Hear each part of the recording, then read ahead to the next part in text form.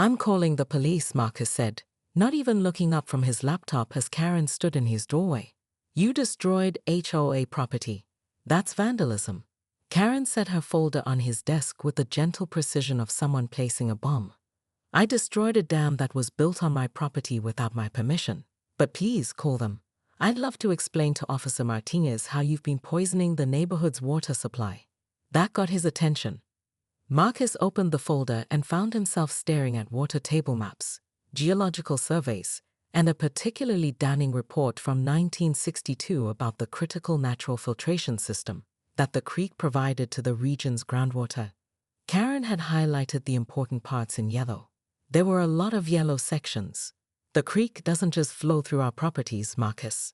It cleans the water that comes out of your kitchen tap, Karen explained, settling into the chair across from his desk like she was planning to stay a while. Those stagnant pools you're so fond of? They're breeding grounds for bacteria. And that concrete mix the contractors used for the dam. It's leaching chemicals into the water supply. Marcus flipped through the pages, his confidence wavering. The environmental impact study was completed by your brother-in-law's firm, cost $300, and consisted of a 20-minute walk along the creek bank. Karen interrupted.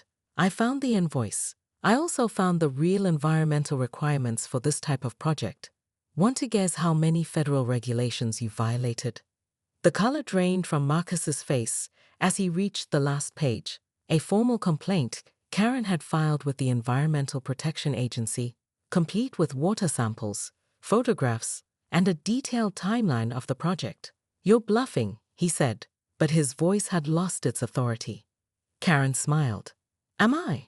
Check your water pressure lately, Marcus. How about the neighbors? I've been getting some interesting phone calls. She wasn't bluffing. For the past week, Karen had been conducting her own little engineering project. 20 years of marriage to a hydrologist had taught her more about water systems than Marcus's fancy degree ever could.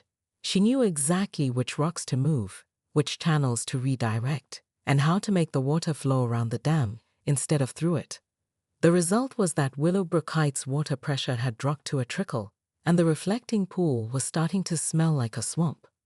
Marcus's phone buzzed with another text message, the 7th one that morning. Mrs. Henderson says her shower barely works, he muttered. Funny how water finds its own way, isn't it? Karen stood to leave. The creek wants to flow, Marcus. I'm just helping it remember how. What do you want? He asked, finally admitting defeat. I want you to remove the dam. I want you to restore the creek to its natural state. And I want you to resign from the HOA board, Karen said.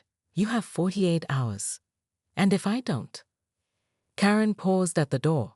Ever hear of a class action lawsuit, Marcus? I wonder how the neighbors will feel when they find out their plumbing problems aren't from old pipes, they're from your vanity project. I wonder how your insurance company will feel about covering water damage caused by HOA negligence. She left him staring at the folder, his phone buzzing with increasingly angry messages from residents who couldn't figure out why their water had turned brown. But Karen's victory came with an unexpected cost. That afternoon, she found a letter slipped under her door, not from Marcus, but from the city water department. They detected unusual bacterial levels in the municipal supply and were launching a full investigation. The whole neighborhood would be without water for at least a week while they cleaned the system. Karen sat on her porch that evening, listening to the unnatural silence where her creek's gentle babbling used to be, and wondered if she'd won the battle only to lose the war. Karen Whitfield stood waist-deep in muddy water at 6 in the morning, wielding a sledgehammer like a medieval knight preparing for battle. Her pristine white tennis shoes were now the color of chocolate milk, and her perfectly coiffed blonde bob dripped with creek water as she brought the hammer down on the decorative stone dam that had appeared overnight on her property line. 15 years. She screamed at the offending barrier, each word punctuated by another thunderous blow. 15 years I've listened to this creek, and you think some committee meeting gives you the right to turn it into a stagnant pond for your precious aesthetic enhancement. The irony wasn't lost on her. Karen Whitfield, terror of Willowbrook Heights HOA, destroyer of unapproved mailbox colors, and vanquisher of unauthorized garden gnomes, was now the one breaking HOA rules. But this wasn't about lawn height violations or fence regulations. This was personal. The trouble had started 3 months ago when the new HOA president, Marcus Chen, had proposed the creek beautification project. Karen had missed that meeting, the first she'd skipped in 5 years, because she'd been dealing with her mother's funeral arrangements. When she returned, she found bulldozers preparing to dam the creek that ran through the corner of her backyard, the same creek where her late husband Tom had proposed 23 years ago. It'll create a lovely reflecting pool, Marcus had explained when she'd stormed into his office.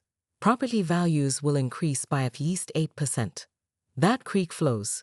Karen had replied, her voice dangerously quiet. It's always flowed. It's supposed to flow. But Marcus, armed with his environmental engineering degree and a 7-2 board vote, had dismissed her concerns. The water will still move, Mrs. Whitfield. It'll just be calmer, more refined. Karen had tried the proper channels first. She'd filed formal complaints, demanded environmental impact studies, and even hired a lawyer. But the project had already been approved, funded, and half completed before she'd even known it existed. The dam would stay, Marcus informed her with barely concealed satisfaction. The reflecting pool was already featured in the HOA's new marketing materials. That's when Karen decided that if they wanted war, she'd give them war, but she'd fight it her way. The sledgehammer work was just the beginning. Over the next week, Karen became a woman possessed. She researched water rights laws until her eyes burned, dug through county records in the basement of the municipal building, and made friends with every retired engineer in the neighborhood. What she discovered made her smile for the first time since Tom's funeral. The creek didn't just flow through Willowbrook Heights. It fed the community's entire water supply through a series of underground channels that connected to the municipal wells 3 miles downstream. The HOA's pretty reflecting pool wasn't just blocking her view, it was disrupting a water system that had functioned perfectly for over a century. "Marcus," she said, appearing at his door with a manila folder thick enough to stop a bullet, "we need to talk." But Marcus Chen was done listening to Karen Whitfield. Karen walked to the sound of drilling at 5 a.m. Through her bedroom window, she could see city workers setting up a massive well-testing rig in the community park. Yellow caution tape fluttered around the creek like crime scene markers, and a man in a hazmat suit was taking water samples from what used to be Marcus's reflecting pool. By 7 a.m., 3 news vans had arrived. This is Channel 5's Emma Rodriguez, reporting from Willowbrook Heights, where a homeowners association dispute has led to a water crisis affecting over 200 families. The reporter announced, standing directly in front of Karen's house. Karen watched from behind her curtains as Marcus emerged from his house across the street, looking like he hadn't slept in days. 2 men in expensive suits flanked him, lawyers by the look of them. He spotted the news crew and immediately ducked back inside. Karen's phone had been ringing all morning. The EPA wanted to interview her. The city council wanted to schedule an emergency meeting. Her lawyer, the one she'd hired for the original HOA complaint, wanted to discuss potential liability issues and kept using phrases like unintended consequences and criminal negligence. But the call that changed everything came at 9:30 a.m. "Mrs. Whitfield, this is Dr. Sarah Martinez from the County Health Department. We need to talk." An hour later, Dr. Martinez sat in Karen's living room, surrounded by testing equipment and looking grim. "The good news is that the bacterial contamination isn't as bad as we initially thought. The bad news is that we found evidence of illegal chemical dumping that predates your creek modifications." Karen set down her coffee cup carefully. "What kind of chemicals?" "Industrial solvents, mostly. Someone's been using the creek as a disposal site for at least 2 years. Your actions didn't cause the contamination, Mrs. Whitfield. They exposed it." The revelation hit Karen like a physical blow. 2 years. That's when the Hartwell chemical plant opened up near the municipal wells. Dr. Martinez nodded. "We're launching a full investigation, but between you and me, this could have been a disaster if you hadn't forced us to look at the water system." The dam was actually concentrating the chemicals. If it had stayed in place, she didn't finish the sentence. By afternoon, the story had taken on a life of its own. Karen found herself being interviewed by reporters, hailed as an environmental whistleblower, and a concerned citizen who saved her community. Marcus, meanwhile, had lawyered up and was refusing all interviews. The irony wasn't lost on her. Shade started this fight to save a creek for sentimental reasons and ended up exposing a genuine environmental crime. But victory felt hollow as she stood in her backyard that evening, watching city workers tear down the dam piece by piece. The creek was flowing again, but it would be months before the water was safe to drink.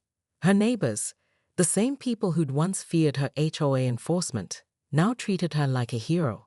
The attention made her uncomfortable. Her phone buzzed with a text from an unknown number.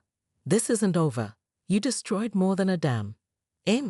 Karen stared at the message, then deleted it. She walked to the edge of her property, where the creek burbled happily over the rocks, free-flowing again after months of captivity. Tomorrow, she'd probably get another award from some environmental group. Next week, there'd be more interviews, more lawyers, more complications. But tonight, she just wanted to listen to the water and remember why she'd started this fight in the first place. Somewhere upstream, she could hear the sound of heavy machinery still working. The cleanup would take time, and there were still questions that needed answers about the chemical plant, about who knew what when, and about what other surprises might be lurking in Willowbrook Heights. Karen smiled grimly. She'd always been good at asking uncomfortable questions. And now, thanks to Marcus Chen's reflecting pool, she had a whole new set of mysteries to solve.